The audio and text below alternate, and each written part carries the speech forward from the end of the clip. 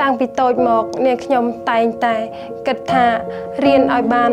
ខ្ពង់ខ្ពស់និងមានការងារល្អមួយប្រសើរនៅក្នុងសង្គមដោយមានមុខមាត់កិត្តិយសនិងមានការរាប់អានពីគ្រប់មជ្ឈដ្ឋានប៉ុន្តែមិនដោយក្តីបំណងបងប្រាថ្នារបស់នាងខ្ញុំឡើយគឺក្តីស្រមៃនិងគោលបំណងរបស់នាងខ្ញុំត្រូវរលាយបាត់អស់ព្រោះតែជីវភាពខ្វះខាតរៀនមិនបានចប់ខ្ញុំមានអារម្មណ៍ថាមិនមានភាពកក់ក្ដៅចំពោះខ្លួនឯងតតែសោះនិងក្រុមគ្រួសារព្រោះតែជីវភាពខ្វះខាតនាងខ្ញុំប្រកបមុខរបរជាអ្នករើសអេតចាយនេះមិនមានថ្ងៃឈប់សម្រាកថ្ងៃបុណ្យថ្ងៃសៅរ៍អាទិត្យទេគឺនាងខ្ញុំរករហូតទោះតែនាងខ្ញុំមានផ្ទៃពោះក៏ដោយគឺខ្ញុំរកអេតចាយរហូតដល់តែថ្ងៃសម្រាលដែរព្រោះតែជីវភាពខ្វះខាតនេះហើយនាងខ្ញុំតែងតែជួបប្រទះនៅរាល់បញ្ហាលំបាកពេលដែលខ្ញុំប្រកបការងាររើសអេតចាយនេះនាងខ្ញុំតែងតែរងនៅការធំក្លិនងងឹតមុខវិលមុខដួលក្តៅហើយញើសហូរចូលភ្នែកពេលភ្លៀងរងាញ័រញាក់រអិលដួលតែអ្វីដែលខ្ញុំទទួលយកមិនបានគឺខ្ញុំទទួលយកគឺការមាក់ងាយពីអ្នកចិត្តខាងនៅជុំវិញដោយគេមិនឲ្យតម្លៃរើសអើងប៉ុន្តែពេលមានគម្រោងគណនេយ្យភាពសង្គមនេះហើយគ្រួសារខ្ញុំក៏មានភាពផ្លាស់ប្ដូរបានច្រើនខ្ញុំបានចូលធ្វើជាខាងសង្កាត់គាត់បានរើសជាអ្នកស្ម័គ្រចិត្តខ្ញុំក៏ស្រឡាញ់ការងារនេះយូរមកហើយខ្ញុំចង់ចូលធ្វើជាខាសនេះគឺខ្ញុំមិនចង់ឲ្យមានការមាក់ងាយពីអ្នកនៅជុំវិញហើយខ្ញុំក៏មានអារម្មណ៍ថានឿយណាយជាការងាររើសអេតចាយនេះដែរព្រោះខ្ញុំរើសតាំងពីតូចមកម្លេះមុនដំបូងក៏ខ្ញុំមានអារម្មណ៍ថាភ័យខ្លាចពេលឡើងសម្របសម្រួលក៏មានអារម្មណ៍ថាញ័រភ័យនិយាយភ្លេចមុខភ្លេចក្រោយក្រុមការងារក៏មិនយល់មិនសូវមានទំនុកទុកចិត្តលើរូបនាងខ្ញុំដែរប៉ុន្តែបន្ទាប់ពីខ្ញុំទទួលបានវគ្គបណ្ដុះបណ្ដាលពីអង្គការទស្សនពិភពលោកជាបន្តមកនាងខ្ញុំក៏មានភាពក្លាហានមានបទពិសោធន៍ការងារប្រសើរឡើងឯប្តីខ្ញុំមុនដំបូងក៏គាត់មិនសូវយល់ពីកម្មវិធីនេះដែរគាត់តែងតែរអ៊ូរទាំឆ្ងល់ថាខ្ញុំធ្វើការងារនេះថ្ងៃហើយពេលយប់ធ្វើការទៀតមានឯកសារសរសេររញ៉េរញ៉ៃអីក៏ច្រើនម្លេះតែព្រោះតែខ្ញុំចង់កិច្ចផុតពីការងាររើសអើងនេះទៅខ្ញុំត្រូវតែតស៊ូធ្វើឲ្យបាន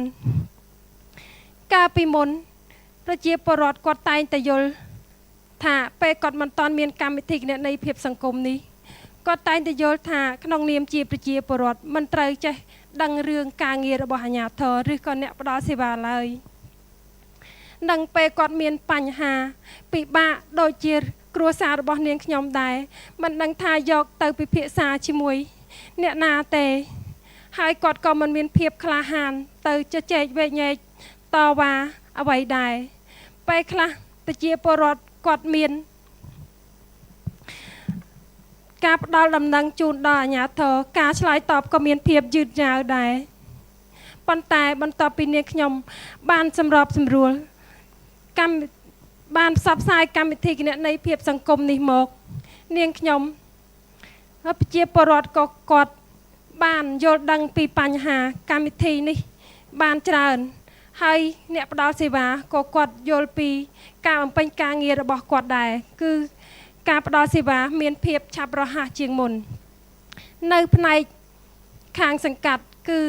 អាជ្ញាធរគាត់យកចិត្តទុកដាក់លើប្រជាពលរដ្ឋក្រីក្រគាត់ទទួលបានក្រីក្រឬក៏បានហានិភ័យតាមស្ថានភាពគ្រួសាររបស់គាត់នីមួយការបម្រើសេវាក៏មានភាពរហ័សរហួនឯនៅខាងសង្កាត់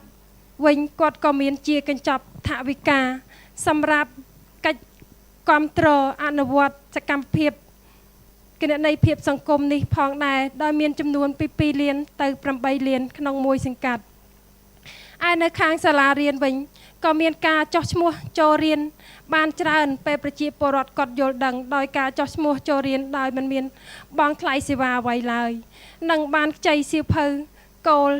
សិក្សាពីសាលាដោយឥតបង់ថ្លៃឯលោកគ្រូអ្នកគ្រូក៏គាត់បង្រៀនបានពេញម៉ោងនិងមានក្រមសីលធម៌ល្អឯលោកនាយកសាលាវិញក៏គាត់ខ្វាយខ្វល់ពីបញ្ហាលក់ចំណីអាហារណាដែលប៉ះពាល់ដល់សិស្សានុសិស្សផងដែរឯនៅខាងមណ្ឌលសុខភាពវិញគឺ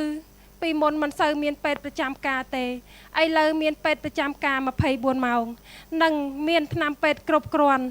និងក្រមសីលធម៌គ្រូពេទ្យក៏មានសភាពរស់រាយរាក់ទាក់ឯប្រជាពលរដ្ឋក៏គាត់ទៅទទួលសេវាបានច្រើនគឺគាត់ចំណេញទាំងពេលវេលានិងចំណេញទាំងការព្យាបាលទាន់ពេលវេលាឯចំណែកគ្រួសាររបស់នាងខ្ញុំវិញក៏មានការផ្លាស់ប្ដូរច្រើនដែរបន្ទាប់ពីខ្ញុំដឹងកម្មវិធីគណនេយ្យភាពសង្គមនេះមកគ្រួសារខ្ញុំក៏ទទួលបានហានិភ័យដែលខ្ញុំលែងព្រួយបារម្ភថានឹងយកប្តីខ្ញុំទៅពេទ្យអស់លុយទៀតហើយខ្ញុំក៏ទទួលបានប្រាក់ប្រចាំថ្ងៃ